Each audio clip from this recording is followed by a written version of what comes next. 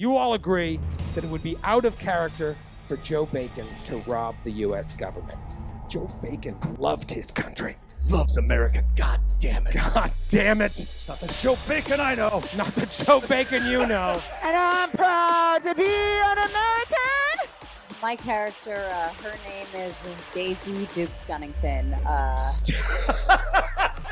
Dukes. Yeah, we didn't ever had no kids, so sometimes the wife and I pretend that everyone... Fucking eyes out right here. And he pulls out this knife, and he actually pulls it out. You murder.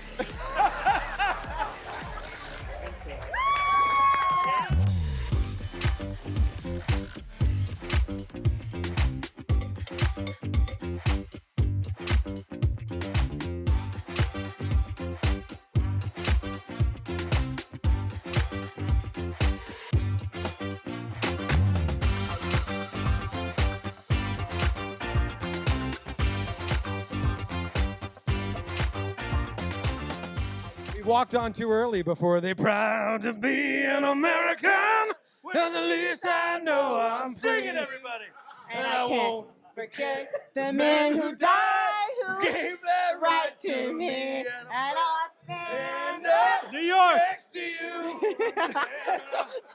Fuck, we should have brought a flag. Yeah, you really wanted to run in with a giant flag, That but we would've didn't been have fun. the budget. Yeah, we spent it all on beer. How's everybody doing here, huh? New York City, welcome. This is unique. If you know who we are and you know what we do, then you're in for a treat tonight. If you're a fan of Natalie or Calise, you are going to see them in a whole new light. A random tourist or a couple out on their first date who wanted to check out a world-class comedy club, you are going to be really confused. But enjoy your 14-drink minimum. No refunds. My name is Troy Lavalee, and along with my good buddies Joe and Skid, we started this little thing called the Glass Cannon Network 8 years ago. Started right over there in Astoria, Queens.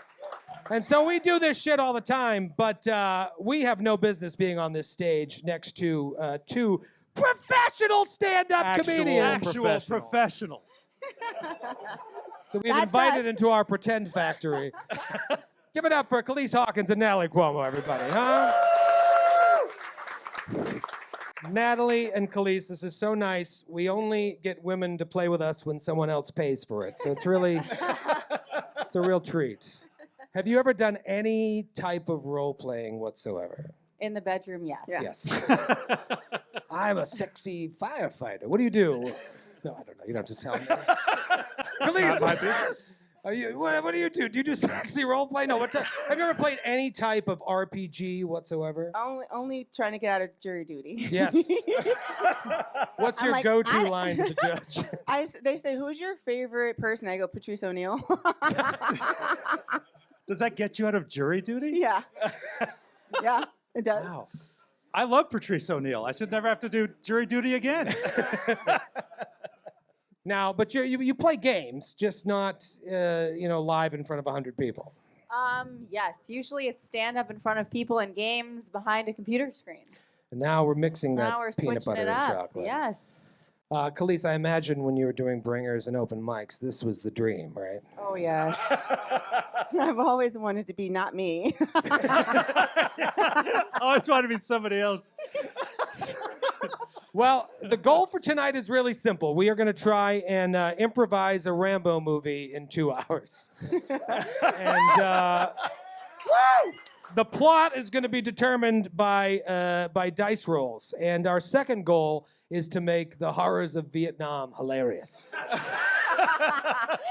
I should say funnier. Funnier. That's kind of like the second goal. We'll see what happens. But that's what we're going to do. We're playing a game called Everyday Heroes. This is their Rambo campaign setting.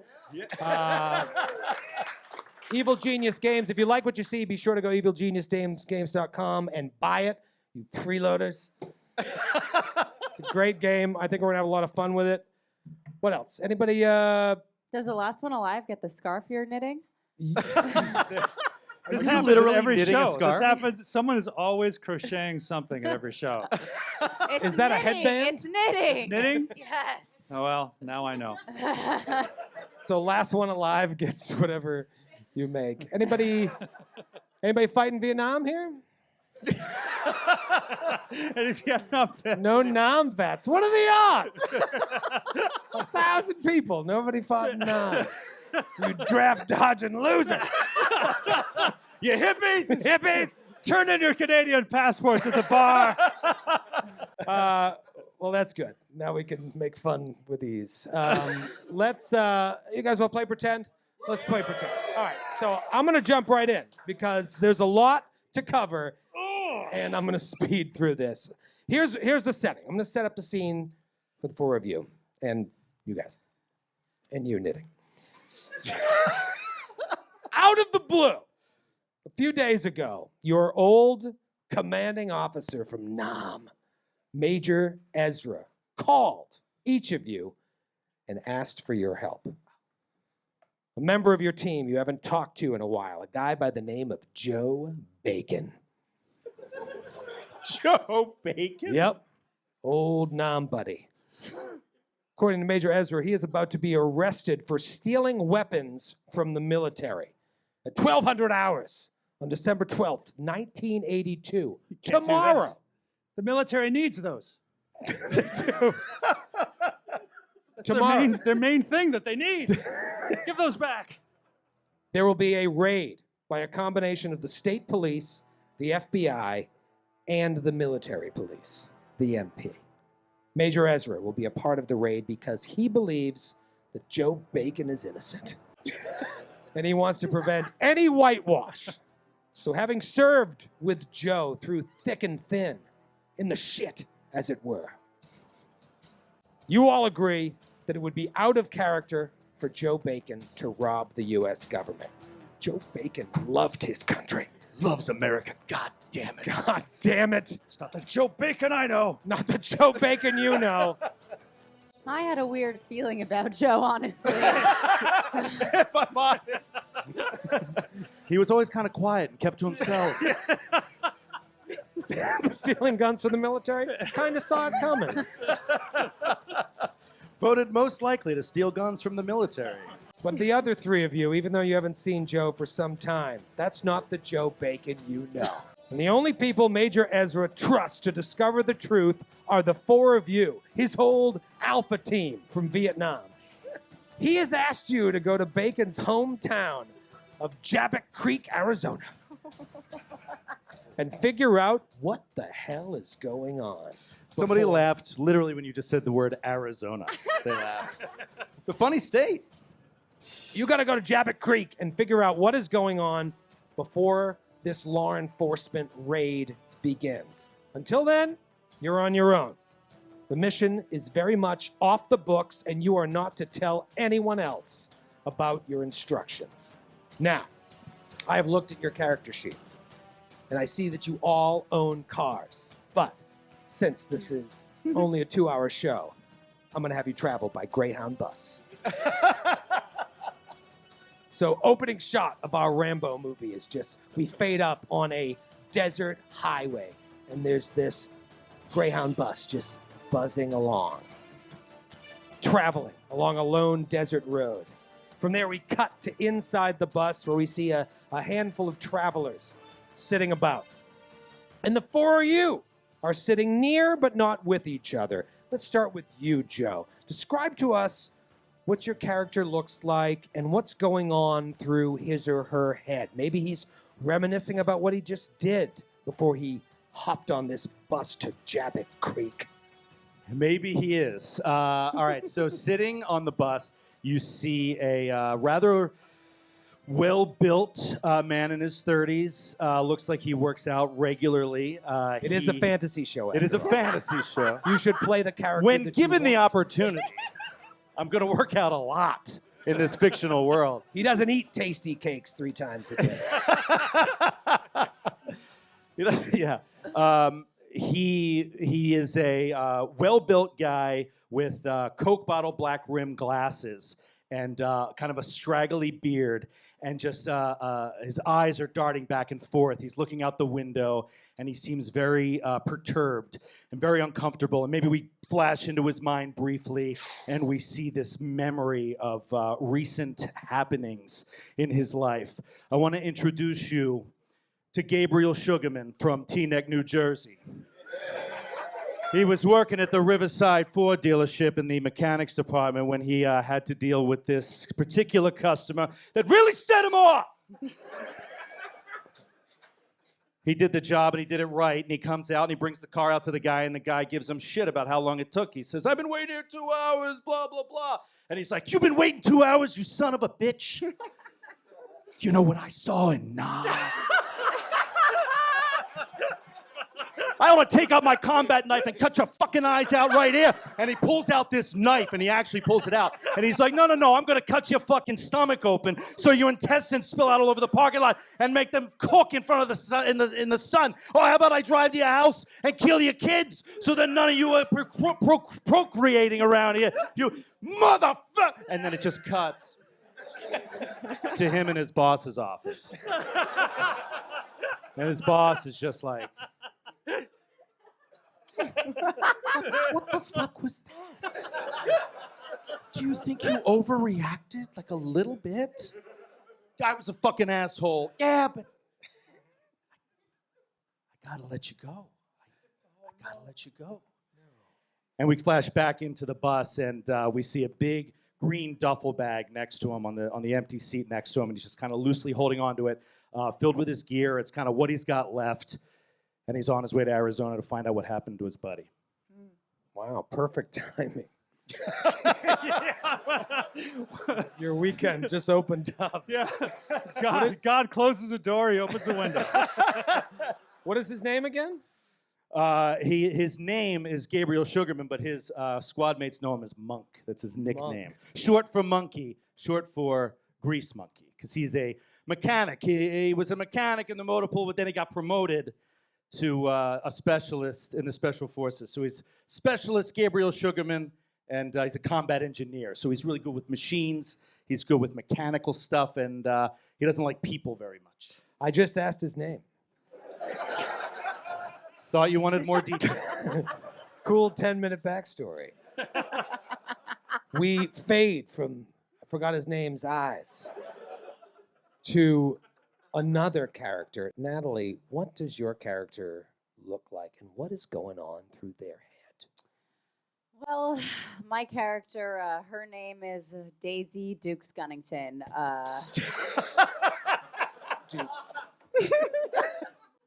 Most people call her Dukes. And, you know, what's going through her head, honestly, you'd be surprised a lot of what's going on in your head is going on in her head because she can read your mind. And Because she's a psychic. She's psychic. she is a psychic. Thank you. Yes, she's a psychic. She was part of some experiments in the war that may or may not have been legal. And because of that, she now has some very special powers that she uses to her advantage. She had a hard time growing up. She took care of her mother, who was very ill. She has a very nurturing side to her, but she uses her charisma to kind of lead a large group of people. You could refer to her as a cult leader, although she does not like the term. That's a disparaging term. Yes, Cult leader. It's offensive. That's not fair. It's offensive to her. It's offensive to me. She does. Although she's on her way to go see Joe, she does recall him trying to touch her inappropriately while they were away at sea. Joe Bacon. Now, I was not around for character creation, but it says that she's also a mutant. No. Troy just got this character sheet just 5 got the minutes before the sheets. show. Is that just what she I thinks? think that was the template that they had to use to make her psychic. She's not a mutant. I think. She just plays one on this Greyhound No, bus. she's a. I think you are getting confused. She does have purple hair. Yes. Which is Killer! yeah. Well, no, this is 1983 or what year is this? 82, The yeah. 82. So yeah. The mutant element is more her mental capacity to really read people's minds. I love this. Also kind of change what they're thinking sometimes. So If she's a mutant, then Charles Xavier is a mutant. exactly. Thank you, Skid. And her hair's been growing out purple since the experiments. I like Ooh, I this. like that. All right, so they've experimented on you, sent you to Nam. Luckily, you came back, but these powers, they're still there. It's very strange because if you touch my hair on a hot day, it could burn your fingers. Okay. Things are getting weirder by the minute on this bus. Calise, what does your character look like? And correct me if I'm wrong, she's not alone. No, okay. My character is named Calico Kitty Calhoun. I have a companion, it's a tiger named Zaza. And that's why I go by Calico Kitty, because I have vitiligo and I want to make sure Zaza feels good about themselves. I am a therapist. I'm licensed with my emotional support tiger.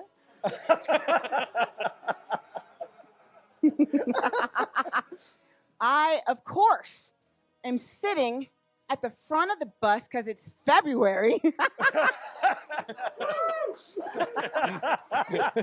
Damn right. Yeah, you got a fucking tiger now, bitch. That's right. Yes. Sometimes I sit on the bus driver's lap and I go, try me. I can't see the road. Please, is this point worth it?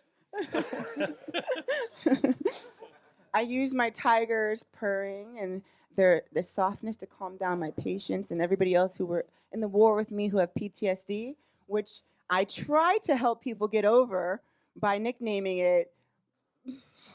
What do we say at dinner? Party time. So Party dope. time, so dope. Party time, so dope. So dope. It's my philosophy that if you're feeling anxiety, you can turn it into excitement.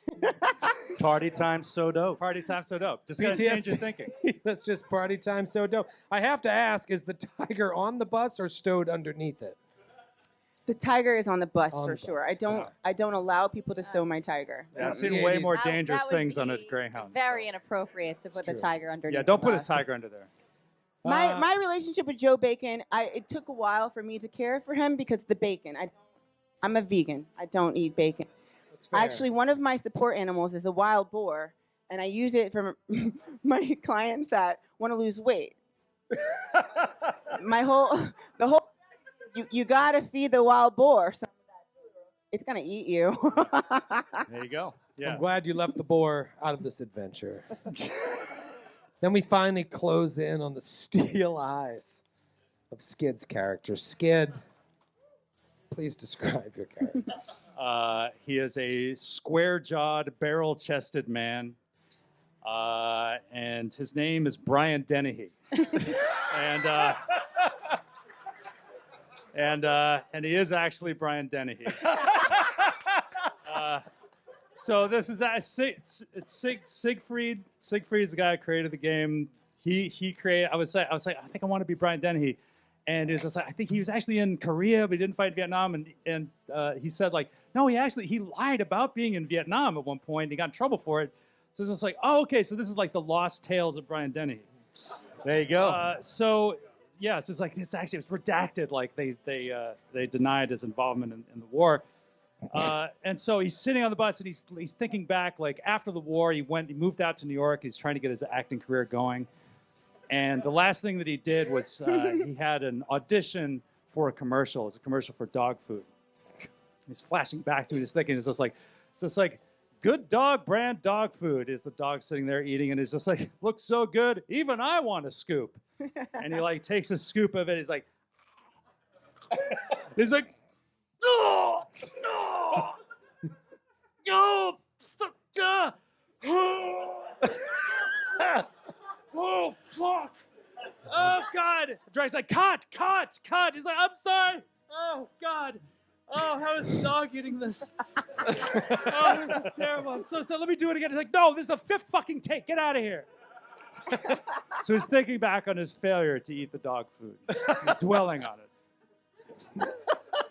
So, Even I want a scoop. in this, I'm thinking in the sort of the timeline of all the Rambo movies. In Rambo: First Blood, Brian Dennehy, the actor, plays the sheriff. Yes. But in this movie, Sheriff Teasel. Brian Dennehy plays himself. Yes. That's right. Yeah. I feel like they could have branched out to another actor. This is going to be confusing canonically, but I think it's going to turn out okay. But just so we know, this is Brian Dennehy playing Brian Dennehy, the actor We'll figure it out. who went to Nam. Yep. Well, you're on this bus, and the sun is starting to set, and your stomachs are starting to rumble as you pull into Jabet Creek in a Greyhound bus. Basic as it is, Jabet Creek is the first sign of civilization that you've seen for miles. Even this dilapidated backwater is a relief from the empty desert and scrubland you've been staring at for countless hours. You saw a sign as you pulled in, said population 302, and you can't help but wonder as you look out the window where they're hiding. The main street is just a line of rusty and faded facades. You see an old five and dime, a car dealership, a gun store, and Big Jack's, a bar and grill. Just the sight of Big Jack's sign makes your stomachs rumble louder. We see the four of you disembark from the bus, and the second the first one of you steps out, a fine rain starts to fall. In Arizona? In Arizona, in December. Oh, the wet season. Yes. And a cutting, wet December wind makes it feel colder than it actually is. The sky is leaden and promises no reprieve. You look over at Big Jack's. There's a handful of pickup trucks and SUVs seemingly abandoned in the parking lot. More rust than motor vehicles. Elsewhere in town, you look around, there's like a handful of folks scuttling around, collars up, faces down against the rain. You see an old woman warily look in your direction from outside the five and dime as she sweeps the curb, scowls at you, and heads back inside. This bitch. Kitty Maybe says. it's the tiger. Maybe she's. You did disembark with the tiger. Yeah, maybe.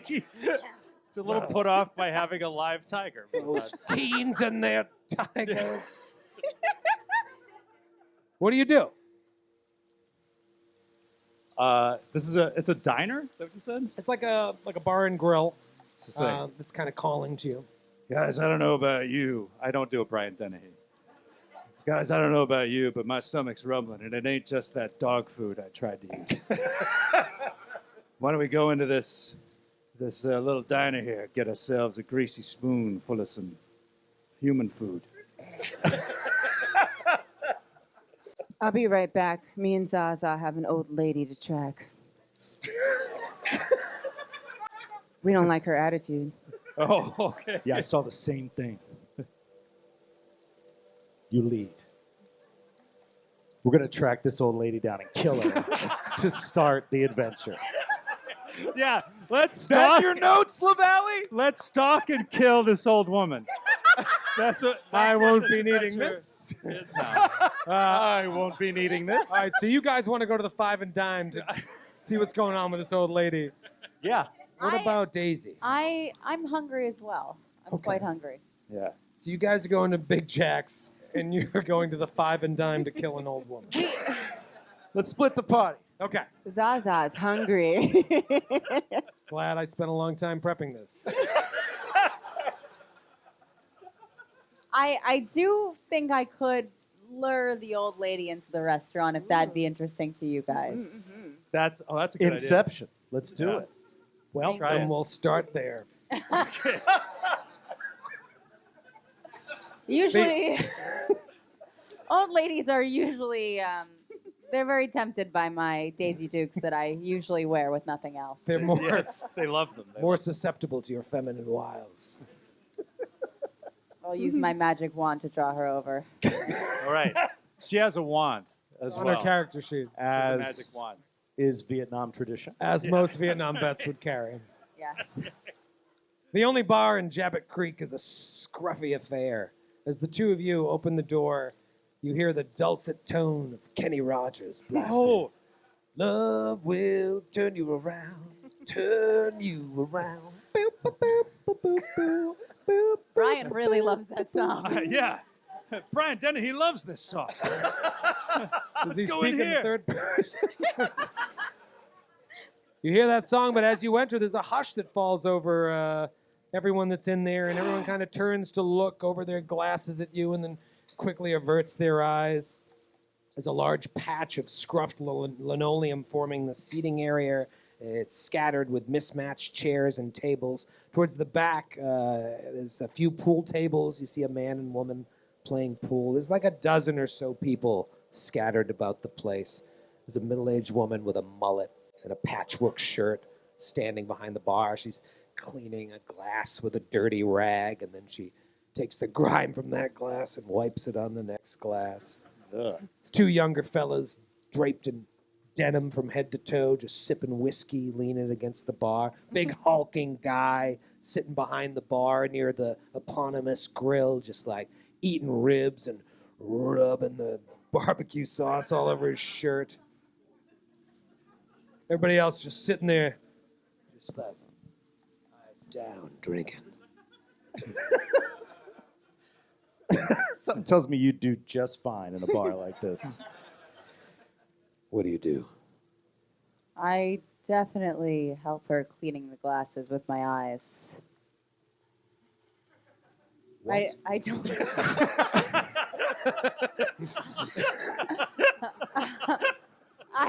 I'm a germaphobe. I don't want to drink out of a dirty glass. That's uncomfortable for me. So she's cleaning and you give her a look. No, I'm very powerful. Right. I look at the glass and it's magnificently clean. Oh. Cool. That glass is filthy to everyone but your character, but to you, it looks spotless. Brian Dennehy, what do you do? Brian Dennehy is going to take a seat up at the bar and say, hey, got any good steaks in this joint?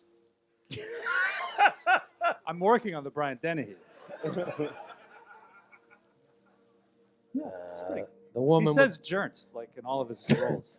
the woman with the mullet is like, no, we ain't got no steaks. We got ribs. We got chicken. Well, hell, give me a slab of them ribs and put a whole fried chicken on top of it and maybe some collard greens and a bowl of ice cream to go with it. What about your friend staring at my glasses? All weird like. She can order for herself. What will it be, miss? Do you have a protein shake? I suppose we could blend some ribs. If that's what you're after.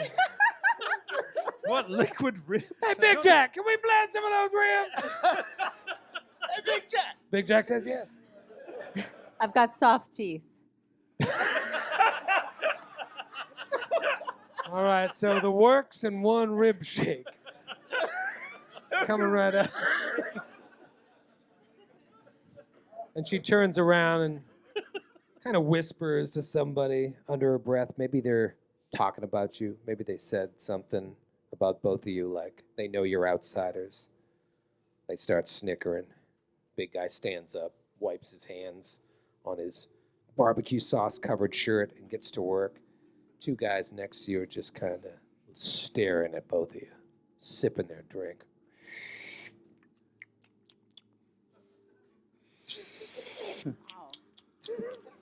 Yeah, thank you, Del. Hey, something funny there, friend?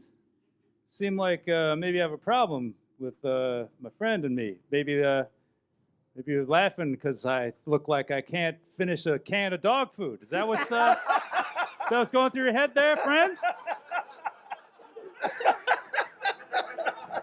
Zaza growls.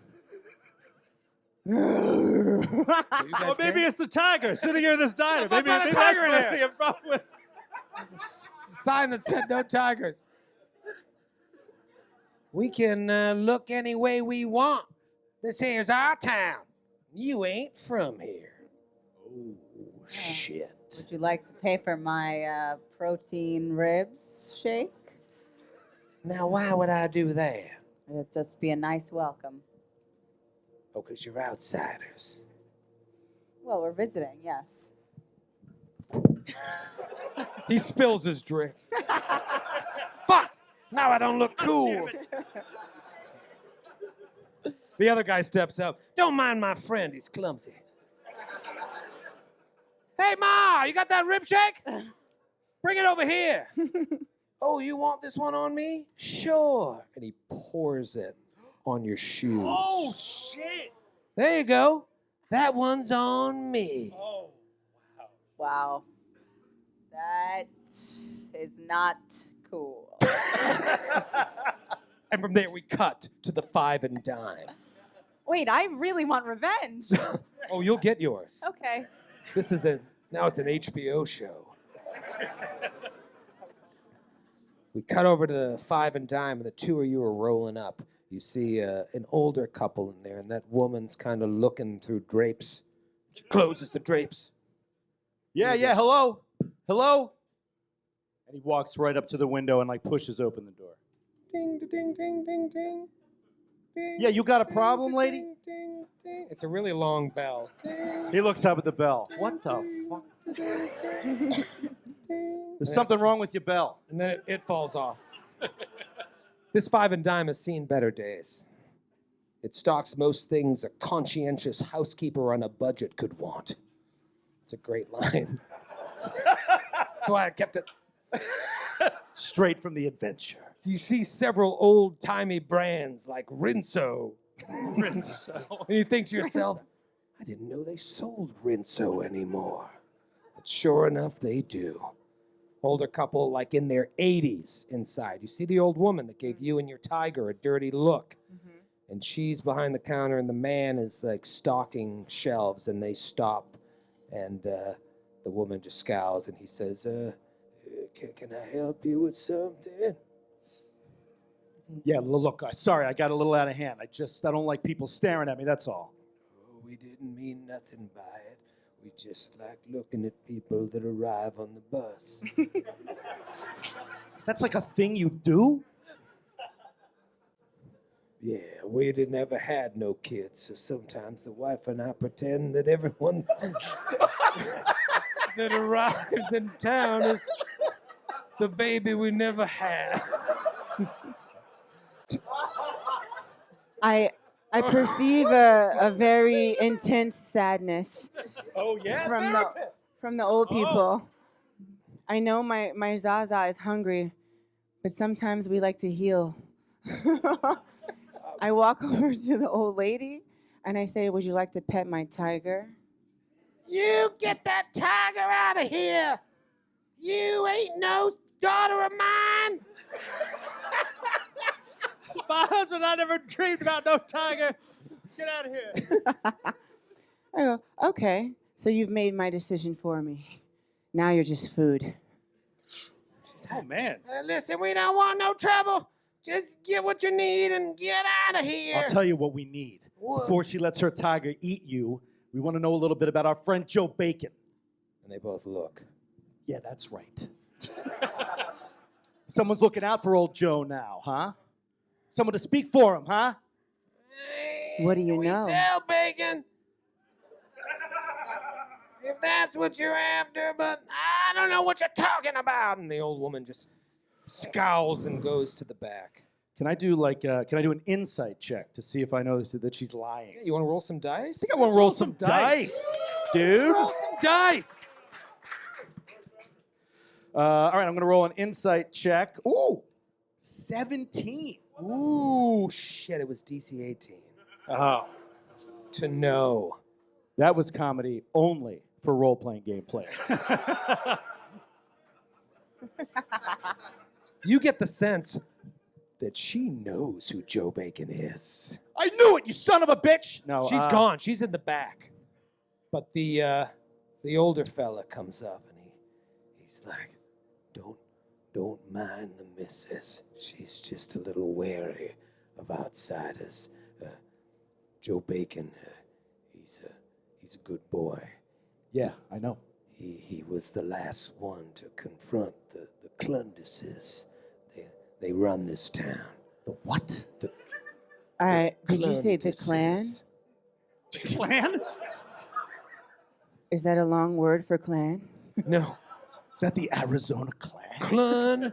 That's their last name, the Clundises. They run this town. They got a restaurant right up the way called Big Jack's, and they're trouble.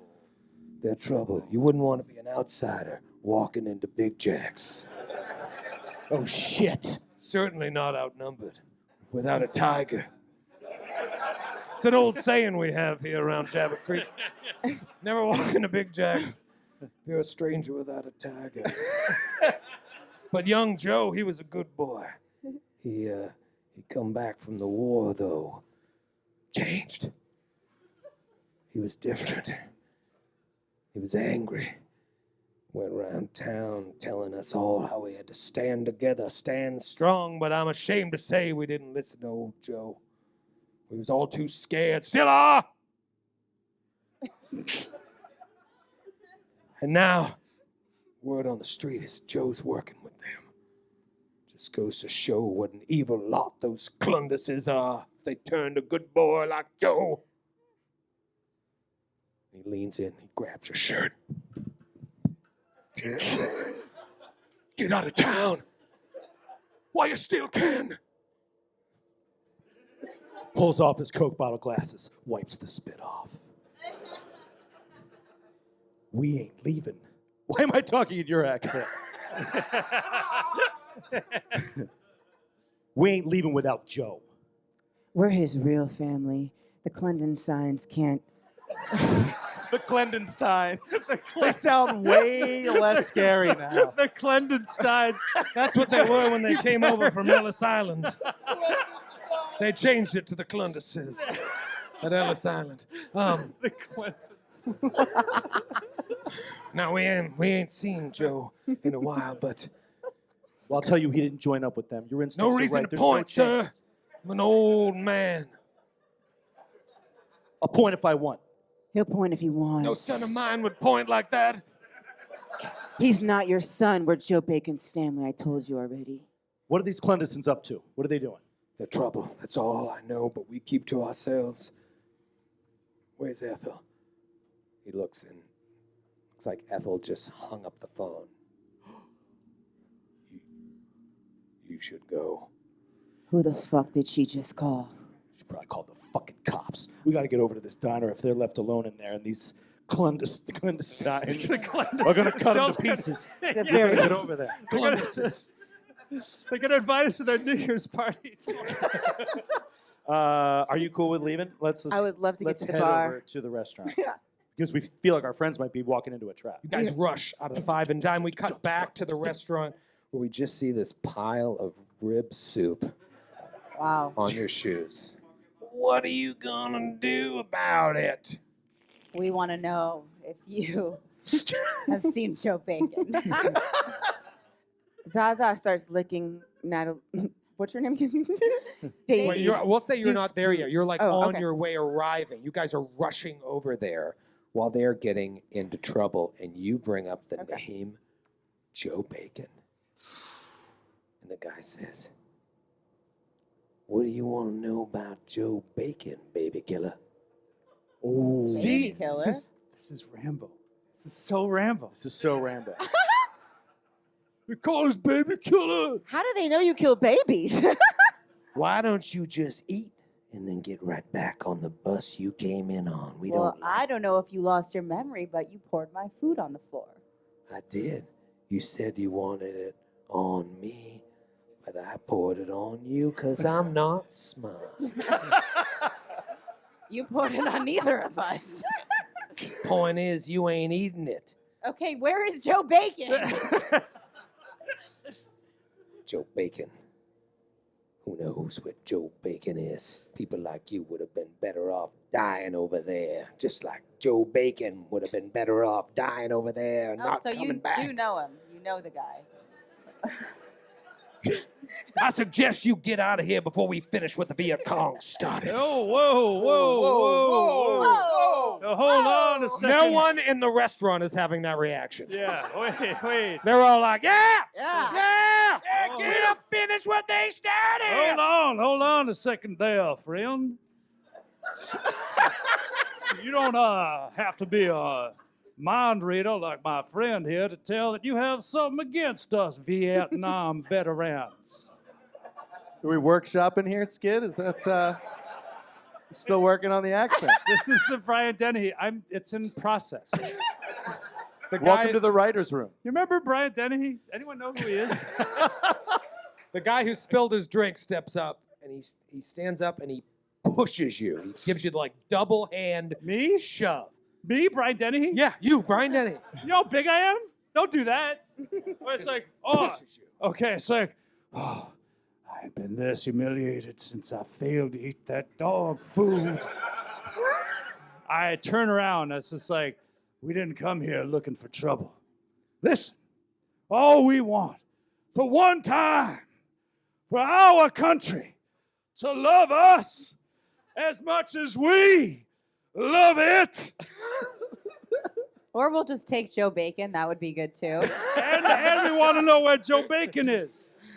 You may not have come looking for trouble, but you found some. And he pulls out a knife. Just as the door opens and the two of you walk in with a tiger. Mm-hmm. Let's roll for initiative. Okay. Yeah, baby. Because it turned into a ballroom blitz. So everybody roll a d20 and add whatever your initiative bonus is to that roll. And then let's stumble through this fight. Yes. Stumbling. You see like a bunch of people have cleared out. They're like, they've hit the deck. They're hiding under their table. They brought their drinks with them while like everyone that was draped in denim, the two people by the pool table, they're all grabbing shit and they're coming up to fight. Joe, what did you roll for initiative? I got a 16. Ooh, 16! Woo! Skip. I got a 17. Ooh, even better. Natalie, what did you get? I got a 20. 20! Damn! Dirty 20 for Natalie and Calise? 12. 12 for Calise. Let's go theater of the mind here. So there's no maps. You just got to picture this. And Natalie, you go first. That guy just pushed your friend, pulled out a knife, but you're quick to the draw. You can do something here. What do you want to do? I am going to attack him with my gun. Great idea. This is why we play. Great idea. So you pull out your gun at Big Jack's and just start firing at who? The guy that pushed Brian Denny? Yeah, pretty much. Okay. We kind of have to show that we're a presence in this town, and That's right. we know that this is the Clunduses, and you know we know that they have something to do with Joe. So I'm gonna show not to fuck with us. The only way to gain respect in this town is shoot everyone. Let's start shooting. All right, so you're going to roll to hit this poor sap with your gun. So D20 and then add your attack bonus for your gun. All right, that one is gone. That one's gone. A little souvenir for the crowd. Okay. 15. All right, so shockingly enough, from point blank range, you hit this guy with your revolver. Now roll damage. Oh, boy.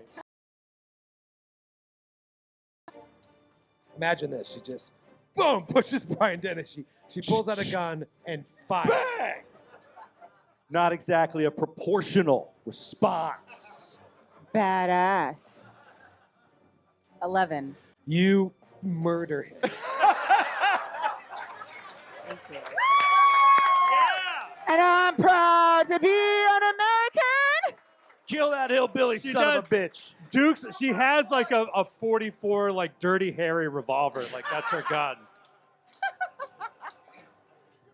Are you into this game now? It's not the first life I've taken, and it won't be the fucking last. Oh, yeah!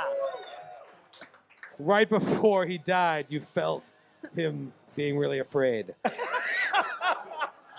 Brian Dennehy, you're up. Okay, I'm going to use my banter talent.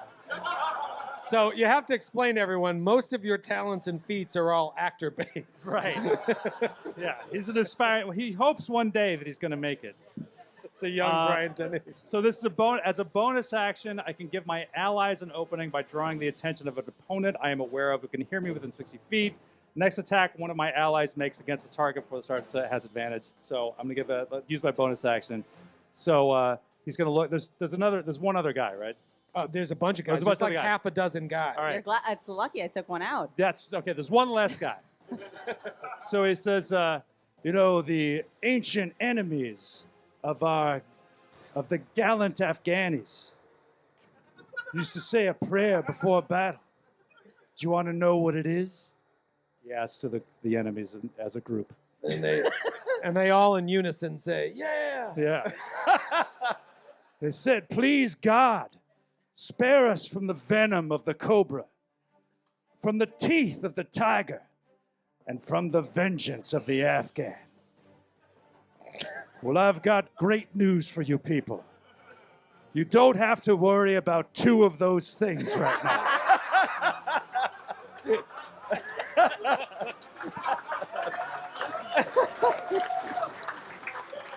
Well done, well done. So, and then he's got his duffel bag, his like army surplus duffel bag, and he pulls his double-barreled shotgun out. Oh my God. And he's going to fire both barrels at the person closest to me. Jesus Christ. That is a 6. A 6. It actually misses and just kills an innocent bystander. Great. The guy's like, please stop all the fight. His head explodes. I'm here for work. I'm from New York City. I'm doing a book on Jabet. Joe, you're up. This is perfect. He comes through the door, and he's got his army surplus duffel bag, what he's carrying all this stuff in, and without hesitation, he just drops the bag to the ground, pulls open the drawstring, fishes a hand in, pulls out a fucking AK-47, and immediately turns to like the glass behind the bar, and he's just like,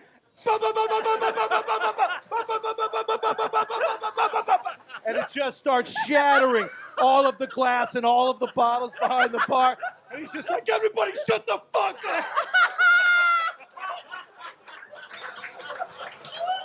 And I will remind you, you have advantage.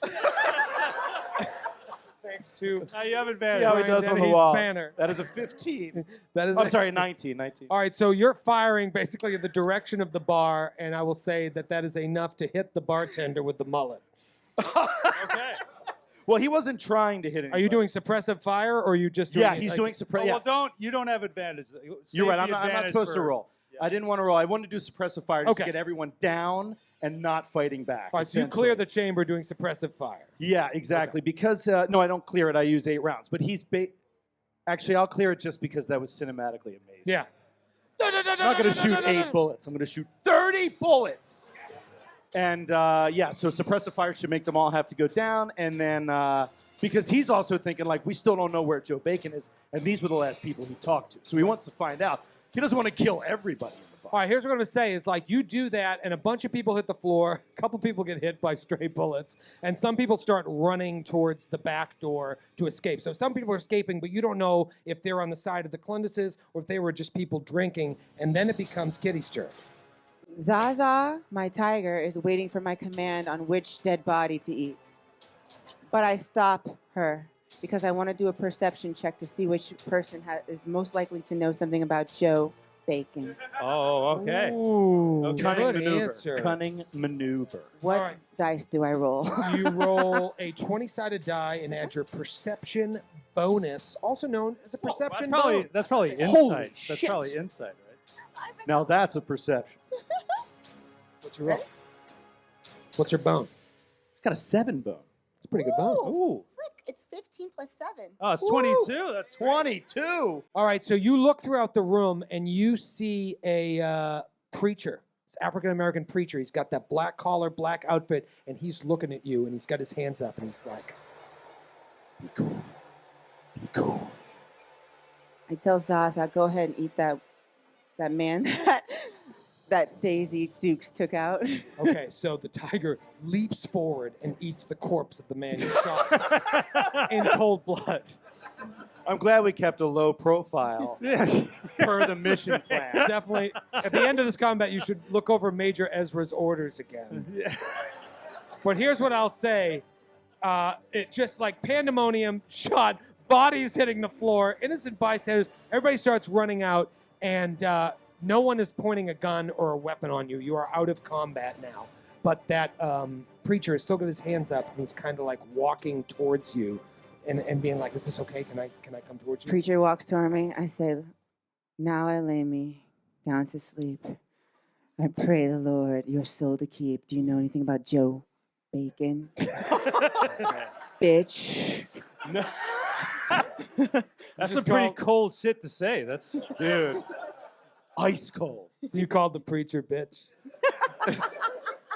All right, so he comes over to you, and he looks very nervous, and he's like talking under his breath. And as he comes towards you, you hear like way in the distance, like, Oh, yeah, they call. The old couple called the cops. And he says, please, don't shoot, and don't call me bitch again. I mean you no harm. My name is Nathaniel Way, Pastor Nathaniel Way. I'm the closest thing they have to a godly man here in Jabet Creek. But clearly my mission is failing. I wish I had music to underscore this moment, provided by Sirenscape. It's playing. There it is. Yes. Hey, thank you to Sirenscape, by the way. Yeah. Sponsoring the show and this amazing web player. Fantastic. Yep. How's that? Is that better for you, Yes, Lavalee? A little thank you. suspenseful drone? Yes. Drone. This will underscore my speech perfectly. You and your friends are in grave danger.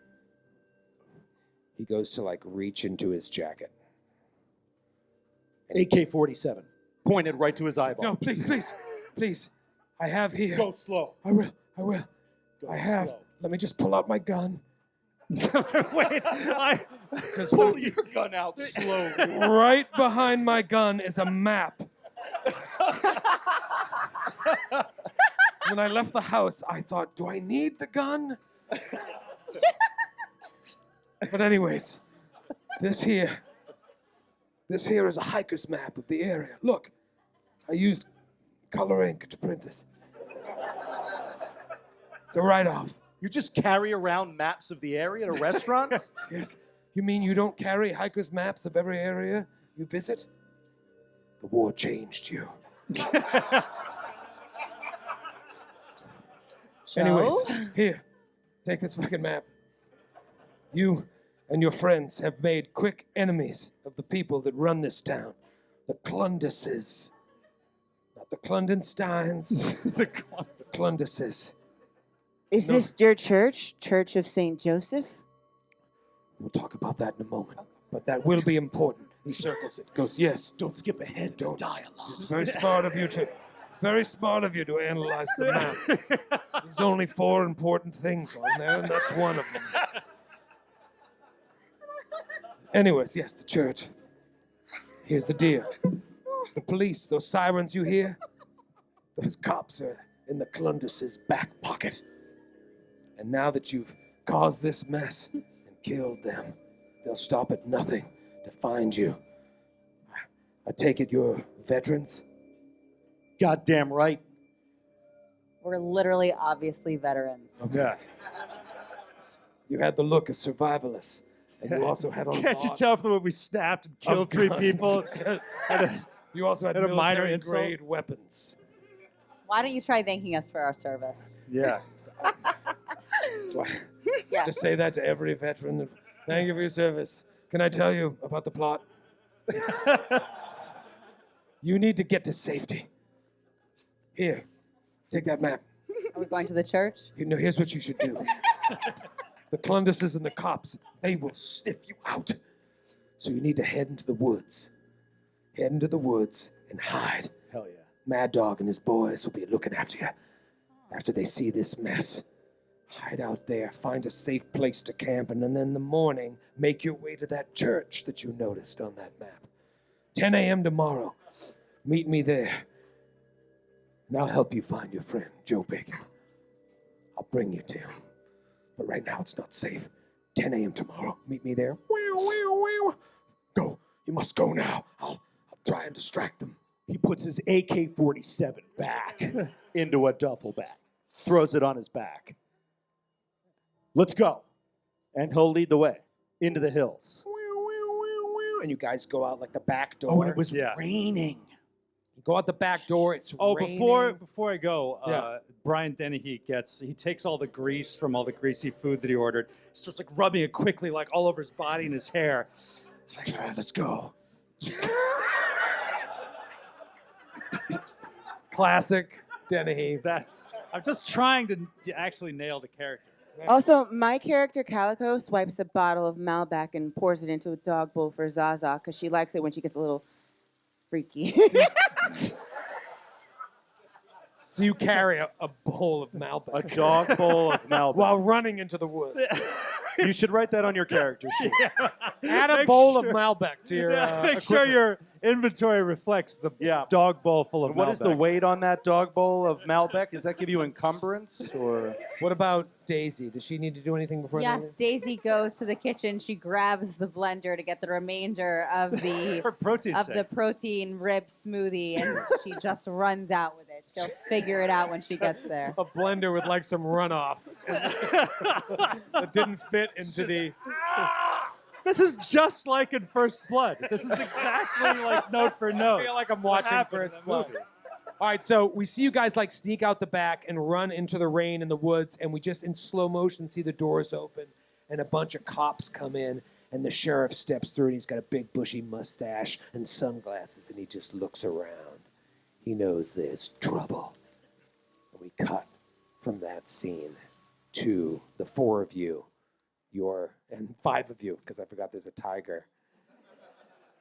You're like maybe an hour or so into the woods. It's raining. You can hear the sirens, but they sound so distant now that you feel like you've created some space between you and the enemy, That was honestly pretty badass. It was fun. says Daisy. Yeah. It was. And Brian Dennehy like stands in the middle of this this forest. He takes a big breath. Like, pinyon trees. We're a long way from Nam, aren't we, Dukes? We sure are. We sure are, Dennehy. We sure are. we sure are, Brian Dennehy. Was his code name Dennehy? My code name was Dennehy.